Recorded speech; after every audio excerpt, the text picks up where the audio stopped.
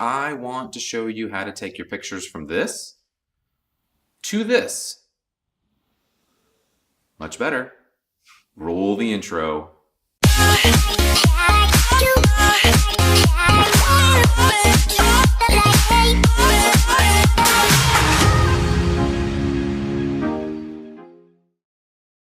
Hello everyone, welcome back to the studio, and today I wanted to share with you how to animate your photos. We're going to be using a little program called Pixaloop on iOS to do that. And I basically wanted to do this to add some interesting things to my Facebook and Instagram stories. I take a lot of still photos as a landscape photographer, and sometimes still photos are great, but sometimes animated and actiony, movement is so much more powerful than a still image. So Pixaloop is the program that I chose to use. It's really, really cool. Let's open it up and let's dive right into the tutorial. All right, so doing stuff on Instagram and Facebook stories, obviously you're limited to doing, or it works better if you do vertical images, but Pixaloop works equally as well with horizontal images. As you can see here, you can actually export up to 1080p or full HD video, horizontal or vertical, unless you pay for the Pro version, and then you can go up to 2K. But we're just gonna be doing the basic version today, which is completely free. It's pretty awesome. Okay, so you can see here I have a horizontal image up and it's already been animated, but we are going to animate the photo that you saw in the beginning of the video. So to do that, with Pixaloop open, I'm gonna click on the landscape icon in the top left-hand side of the screen, and then I'm gonna click New Project, and that's gonna open up our photos so that we can then choose a photo to work with. So I'm gonna click on the Rodeo Beach photo. This is a place in San Francisco, really, really cool. Let's stop the animation there because there is none. So this program works really best when you have an image, a still image that has the potential to animate both the bottom and the top half of the image. So I like to use like water heavy images.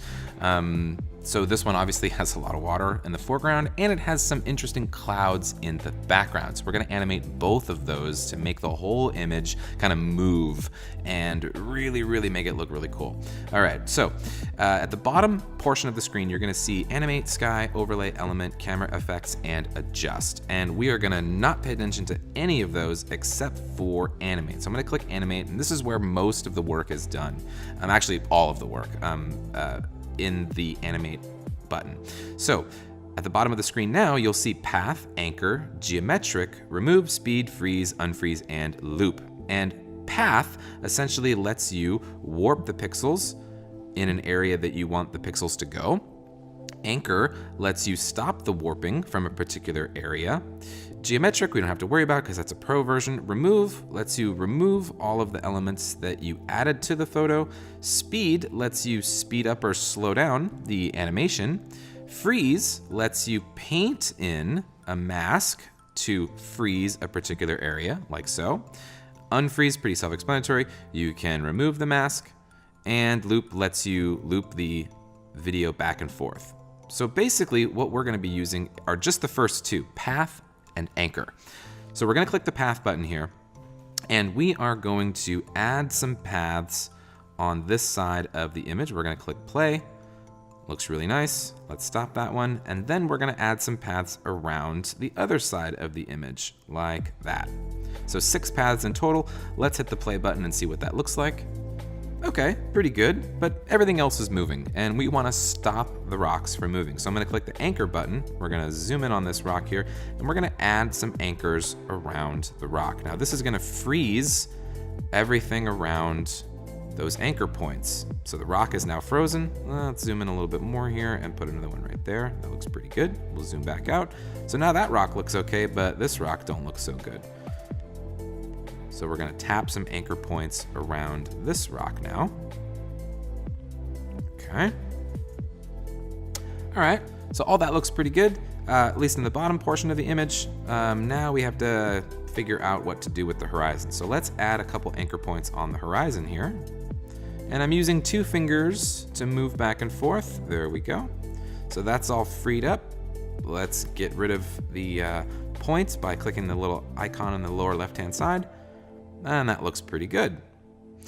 All right, so now that we have the water sort of taken care of, and we can fix this too if we want to hit remove. Maybe that one doesn't look so good. Maybe this one doesn't look so good. So let's add maybe another path that way.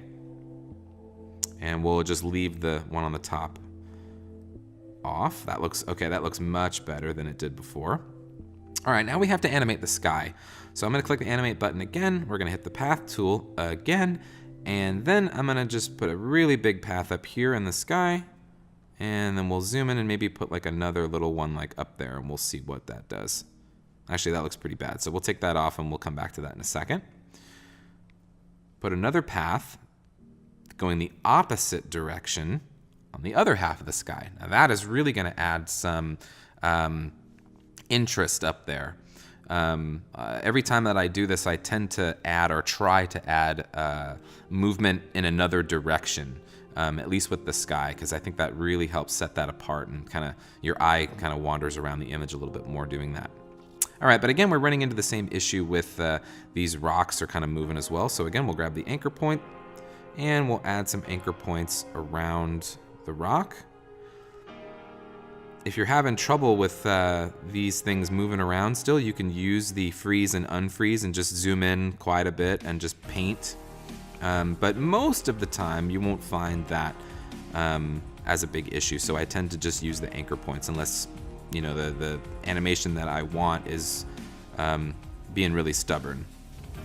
That looks pretty good. Little bit on the outside is fine. Click this one here. And we need to move this guy there.